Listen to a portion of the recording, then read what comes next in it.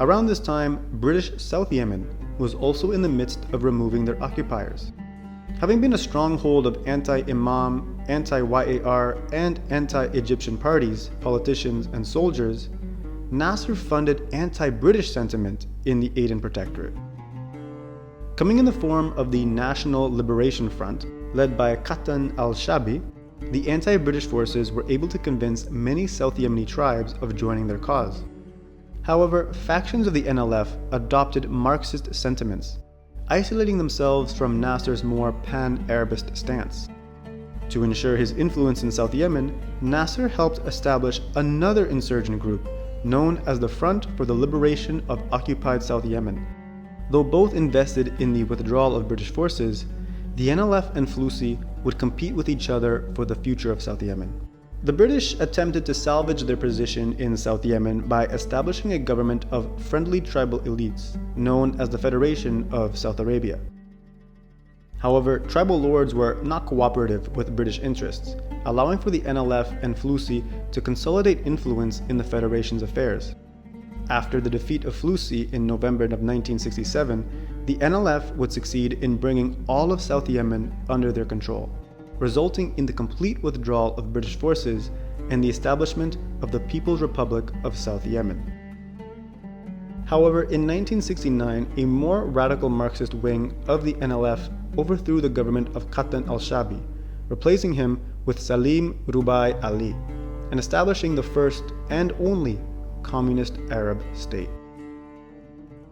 After subduing and dismantling the royalist forces with the help of the Soviet Union, the YAR was officially recognized by Saudi Arabia as the official government of North Yemen, ending the 8-year-long civil war in 1970. Despite the two Yemens having aspirations for unity, the governments would engage in small-scale assaults over political differences and borders. Still within the backdrop of the Cold War, North Yemen would receive support from Egypt, Saudi Arabia, the United States, and UK, while South Yemen was backed by the USSR and other Soviet-aligned countries such as Cuba.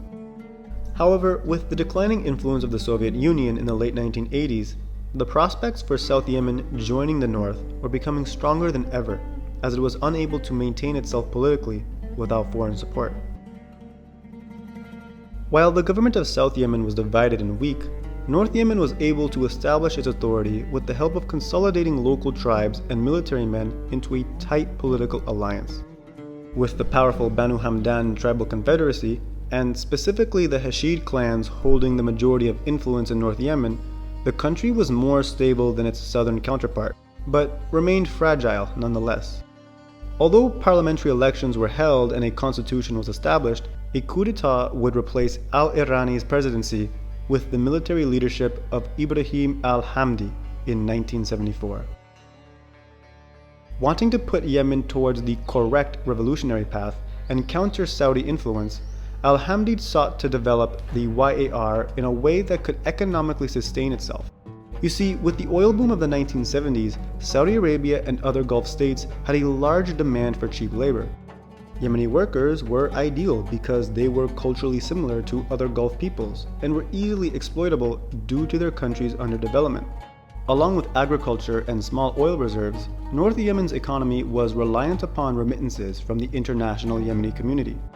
Thus, investing into local rural community projects with Yemeni remittances was an imperative to develop the YAR's economy independent from foreign investment.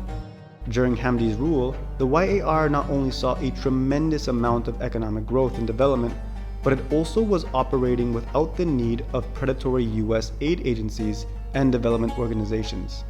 Opting for local funds to build roads, water wells, and schools, North Yemenis were not borrowing from the IMF to build the infrastructure needed to help investors pillage the country's mineral wealth. The areas of concern for scholars and officials of the various development aid organizations facing this reality are especially revealing. According to the reports drawn up by the international community, Yemeni's considerable savings drawn from remittances remained almost entirely within an indigenous financial system. With only 8% of the Yemeni population using banks in the late 1970s and most savings stored outside banks entirely, Yemen's informal economy remained invulnerable to a global system of monetary policy. With its informal and decentralized networks of cooperatives, North Yemen was functioning almost entirely independent from the global economy, something that neoliberal organizations and figureheads were not too keen in maintaining. US business and aid organizations were having difficulty penetrating the economy and communities of North Yemen due to a general mistrust of outsiders, as well as al-Hamdi's persistence in developing the country on his own terms. Thus, with the funding of the IMF and World Bank, along with Saudi support, al-Hamdi was assassinated in 1977. Al-Hamdi's successor, Ahmed bin Hussein al-Hashimi, would hold office for less than a year, also having been assassinated. In July of 1978, the neoliberals and Saudi Arabia would have their preferred presidential candidate in the then Commander-in-Chief of the Armed Forces, Ali Abdullah Saleh. Growing up in a poor family and having been enlisted in the Yemeni army since the age of 11, Saleh did not have the tribal affiliations to help him climb up the ranks. Instead, in many ways, Saleh was a self-made man and a Class A opportunist. Having the support of the United States and Saudi Arabia, Saleh sought to reverse the self-sufficient model of the YAR's localized economy and open it to free market reforms. Corporate dynasties such as the Hunts, Bushes, and Rockefellers were granted access to explore and exploit Yemen's natural wealth and provide Saleh and his clique a cut of the spoils. To effectively open the economy, Saleh's government co-opted major tribal leaders into the state apparatus, making them clients of the regime as opposed to semi-independent community leaders.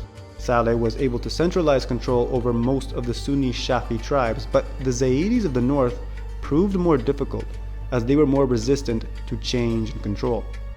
There was a push for more secular policies in the hopes of subduing any religious authority that some tribes may hold, but the country remained very much an Islamic nation in its laws and customs.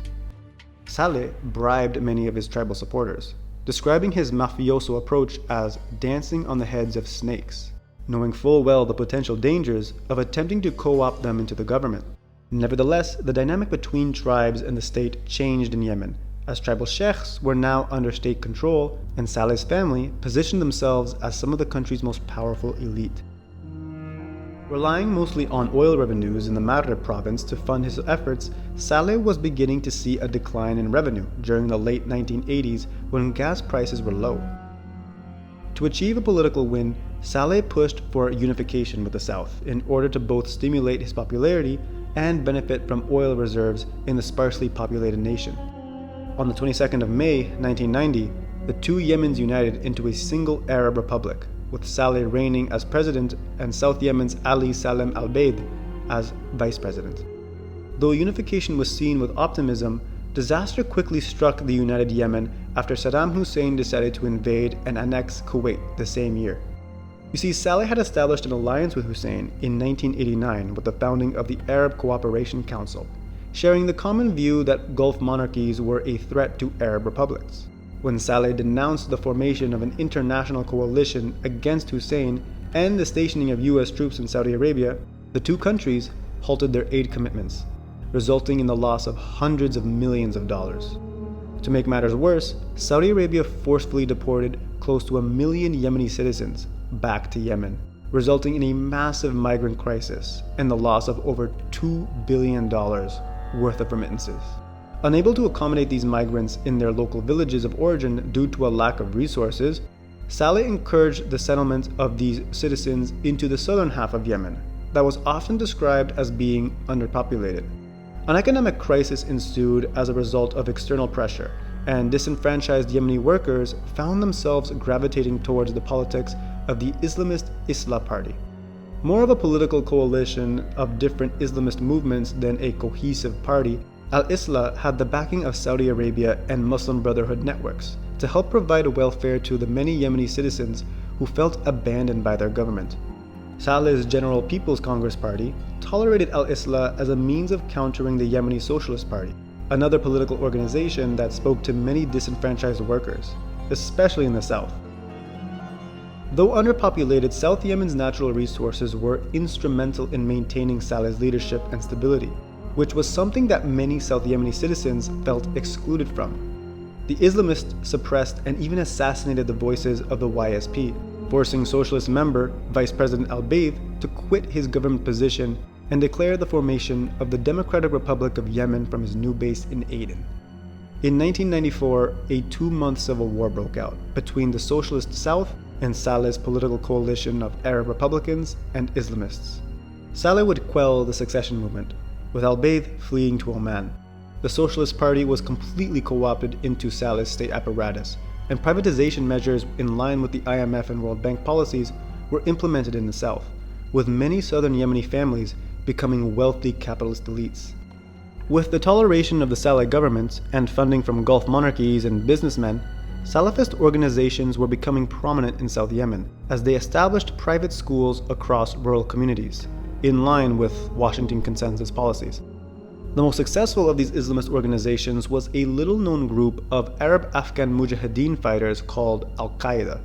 Founded in 1988 in the aftermath of the Afghan Jihad against the Soviet Union, Al-Qaeda's leader, Osama bin Laden, had familial ties to South Yemen, as his multi-billion-dollar family comes from the province of Hadramaut.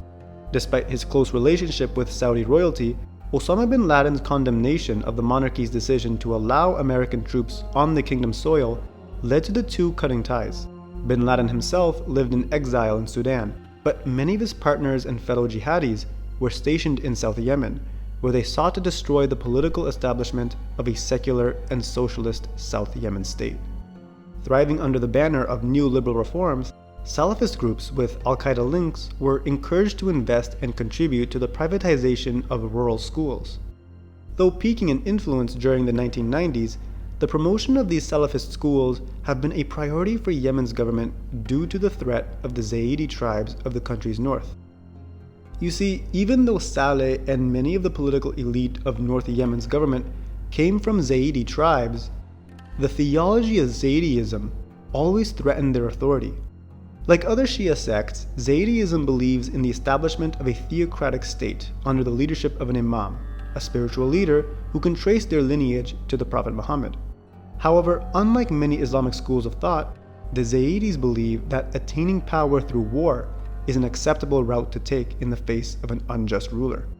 Thus, suppressing the religious and tribal dynamics of these traditional Zaidis was of crucial importance to Yemen's presidents, as none of them have any lineage to the Prophet Muhammad. Pressure against Zaidiism in education has been occurring since the 1970s, but the overwhelming support of Salafi schools and Saleh's neoliberal reforms would lead to Zaidi activists protesting the government's administration. In the early 1990s, a cleric from the region of Sada named Hussein al-Houthi established an organization known as the Believing Youth, which sought to counter Salafi schools with their own Zaidi education programs.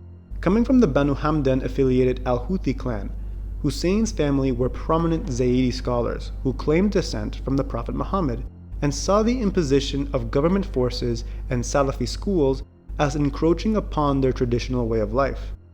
Between 1993 and 1997, al-Hussein was a member of parliament representing the Zaidi political party known as Al-Haq, becoming an outspoken critic of Saleh's government, Saudi Arabia, and the United States.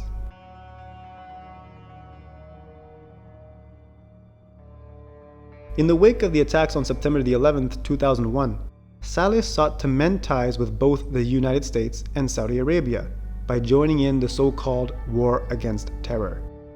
The two nations would fund and equip Saleh's security forces in the hopes that his government would help target al-Qaeda militants, who had been known to attack US military and civilian targets in the region.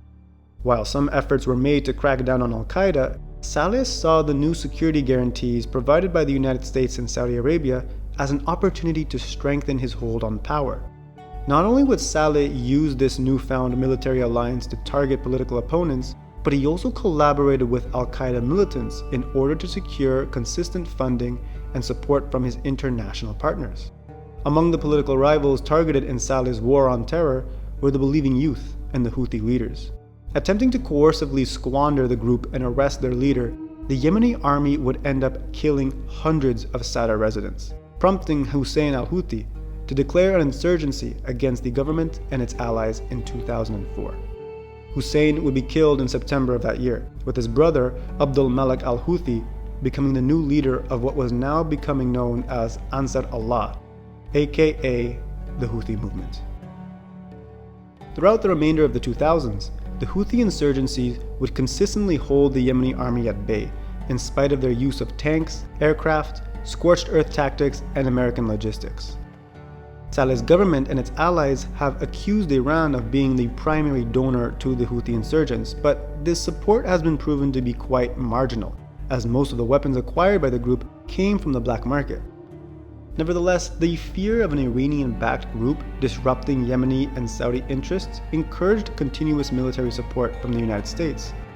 Along with a violent rebellion, terrorist cell networks, and an ever more authoritarian ruler, Saleh's Yemen was among the poorest countries in the world, ranking 140th on the Human Development Index in 2007. Unemployment, malnutrition, disease, and a lack of clean drinking water were common issues in the country, as corruption and neoliberal policies prioritized profit over the needs of the people. Among the most deprived of these development markers is Yemen's particular reputation with women. Throughout the 2000s, Yemen competed with Afghanistan for being the worst place in the world for women to live in terms of their education, health, and civil liberties. A combination of traditional, tribal, and religious laws, along with poverty and unaccountable institutions, has deprived Yemeni women of their basic necessities and rights.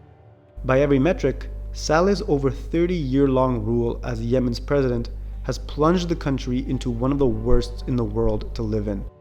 However, despite Saleh's central role, many in Yemen were aware of the international influences at play. From US business firms, Saudi and Qatari gentrification projects, and even a Norwegian oil company, Yemen was a playground for neoliberals everywhere, seeking to extract everything they could from the impoverished country. The corruption was obvious, and something needed to be done. After the success of Tunisia's Jasmine Revolution that witnessed the longtime dictator of the country surrender his post, the rebelling Houthis, southern separatists, and thousands of disenfranchised women and youth all marched in solidarity against their government. Like in previous demonstrations, pro-government forces attempted to violently coerce the protesters. However, with widespread participation and militant groups taking advantage of the chaos, the regime was doomed to collapse. After suffering injuries from an assassination attempt, Saleh retreated to Riyadh, placing longtime Vice President Mansour Hadi in charge of the government during his absence. Returning to Yemen after 3 months of medical treatment and some behind-the-scenes negotiations, Saleh publicly announced that he would step down from his position as president and commence Yemen's transition into a democracy by following the guidelines of the very democratic GCC. In 2012, Saleh formally stepped down, and elections were held to appoint the new president, of which Vice President Hadi was the only candidate on the ballot. Seeing that the old establishment of Saleh's government was still more or less in power, other political parties and activists saw little reason to participate in a rigged transition to so-called democracy. In 2014, an already volatile situation spiraled into a full-out insurrection, as a government decision to cut fuel subsidies sparked outrage across all of Yemen. Seeing an opportunity in the widespread disapproval, the Houthi insurgents launched a full-scale assault against the Yemeni government, capturing the capital of Sana'a in just 5 days. Saleh and his supporters, once staunch enemies of the Houthis, joined in the insurgency's cause in overthrowing a regime that he had been central in establishing. Being an opportunist, Saleh saw this double cross as a way to ensure his safety and interest in a Yemen that many thought was heading towards a true revolution. By 2015, due to an overwhelming seizure of power, Hadi retreated from his post in Sana'a to Aden, leaving the Houthis under the control of most of North Yemen's cities and countryside. With the government having essentially collapsed and the Houthis now in de facto control of Yemen's most populous cities, many in southern Yemen saw an opportunity to reinvigorate aspirations for an independent South Yemen.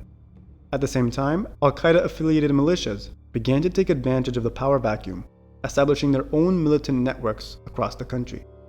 In March of 2015, the Houthis closed in on Aden, hoping to overthrow any semblance of the old regime and crush southern separatists' ambitions. Hadi escaped Aden to Saudi Arabia, calling for an intervention to save the internationally recognized government and quash the Houthi coup that was quickly gaining control of the entire country. Viewing the Houthis as a dangerous proxy of Iran, Saudi Arabia established a coalition of nations to blockade, bomb, and invade Yemen in order to reinstate Houthis' government. The UAE, Bahrain, Morocco, Qatar, Egypt, Jordan, Sudan, and Senegal contributed troops, planes, and boats to the Saudi-led Operation Decisive Storm. The United States, UK, and France also supported the coalition by supplying the armies with state-of-the-art weaponry and logistics. The United States Navy and Air Force would also participate in the blockade and bombing of Yemen. Unable to effectively confront Houthi forces head-on due to the mountainous terrain, the coalition relied mostly on indiscriminate aerial bombardments and naval blockades to bring about as much damage to the Houthis as possible. To help the coalition on the ground, Saudi Arabia and the United Arab Emirates armed al-Qaeda-affiliated militias in an effort to counter Houthi insurgents. However, due to a strong coalition of different tribes and sects, the Houthis were able to repel the invaders and their militias, establishing themselves formally as the Supreme Political Council in 2016. Despite being a Zaidi group that has its roots in reviving old sectarian traditions, the political goals of the Houthis are not to establish an imamate as many would like to believe. You see, although the Houthis may be at the spearhead of this revolutionary movement, the Supreme Political Council is also made up of Saleh's General's People's Congress and consists of tribes and militias that are not Zaidi.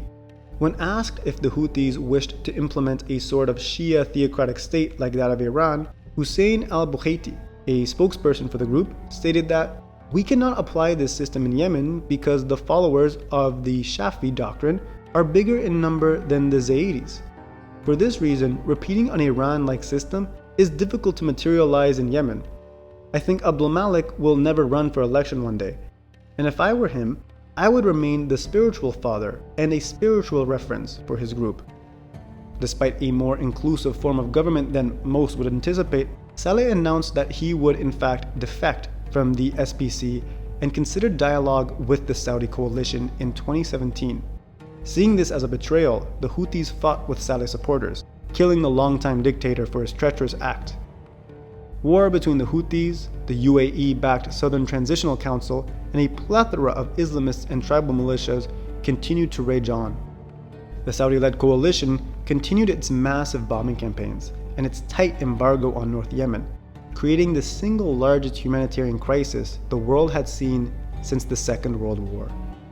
Due to the violence and ongoing economic embargo, over 20 million Yemeni civilians are in need of humanitarian aid, with starvation, disease, and a lack of clean drinking water having become commonplace. Despite the statistics and grueling reality of the crisis, many throughout the world simply turned a blind eye to the horror, with many commentators referring to the situation as the forgotten war. As a result of this neglect, international charity and humanitarian agencies have only been able to raise a fraction of what is needed to sustain the endangered population. This neglect has only gotten worse in recent years, as the war in Ukraine has become the new sweetheart of international aid donations and support. Though some activists and politicians have spoken out against the crimes committed in the war, their voices remain small in the airways of international media outlets. And while Western governments do have a role to play in ignoring and instigating this crisis, it is in fact the Arab governments, such as Saudi Arabia, Kuwait, and the UAE, who have cut the vast majority of their aid commitments to Yemen to the point of near abandonment. Telling, as it is also those Arab governments that are ultimately the most responsible for what is right now happening in Yemen.